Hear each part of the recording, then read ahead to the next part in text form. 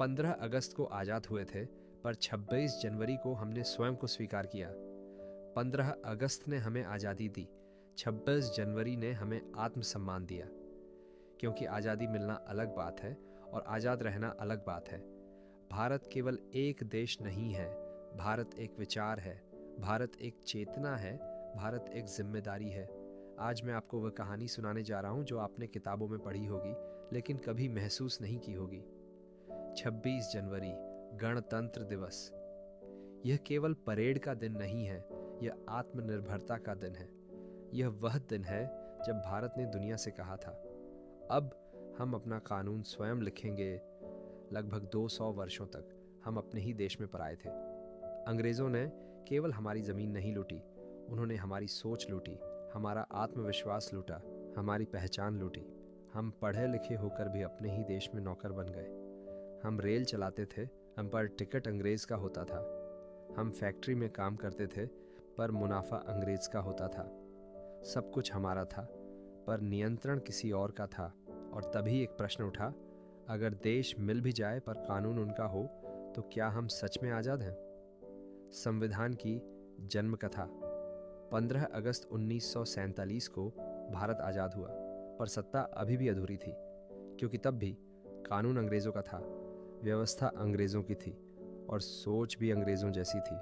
तभी डॉक्टर भीमराव अंबेडकर ने कहा, सिर्फ झंडा बदलने से कुछ नहीं होगा जब तक संविधान अपना नहीं होगा।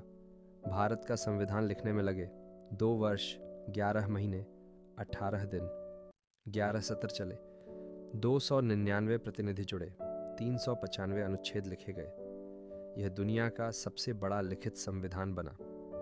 यह कागज का दस्तावेज नहीं था, यह भारत का भविष्य था। 26 जनवरी 1950 भारत आधिकारिक रूप से एक गणराज्य बना। मतलब अब कोई राजा नहीं, कोई साम्राज्य नहीं, कोई विदेशी हुकूमत नहीं। अब इस देश का मालिक सिर्फ जनता थी। अब शक्ति का स्रोत राजा नहीं, सरकार नहीं, बल्कि आम नागरिक था।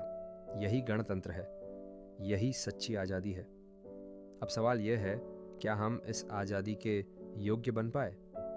आज भी लोग सिस्टम को दोष देते हैं, पर खुद सिस्टम का हिस्सा नहीं बनते।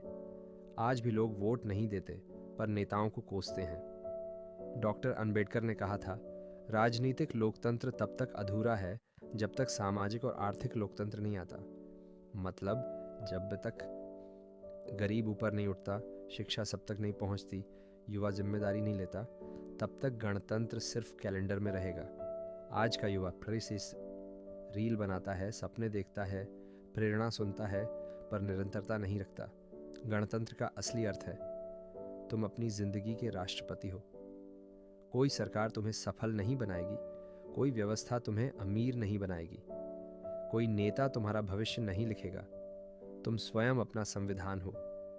तुम्हारी आदतें तुम्हारा कानून है, तुम्हारा अनुशासन तुम्हारी सरकार है, तुम्हारा संकल्प तुम्हारी आज़ादी है।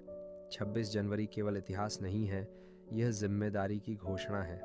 अगर तुम आज मेहनत नहीं कर रहे, अगर तुम आज बहाने बना रहे हो, अगर तुम आज डर से जी रहे हो, तो याद रखना, तुम शरीर से आज़ाद हो, पर सोच से अब भी गुलाम हो। और जो अपने मन को आज़ाद नहीं करता, वह किसी देश को कभी मजबूत नहीं बना सकता। 15 अगस्त ने हमें देश दिया, 26 जनवरी ने हमें दिशा दी। अब तुम्हें तय करना है, तुम केवल नागरिक बनोगे या आने वाले भारत के निर्माता। जय हिंद। अगर आपको वीडियो पसंद आई हो तो चैनल को प्यार दे। धन्यवाद।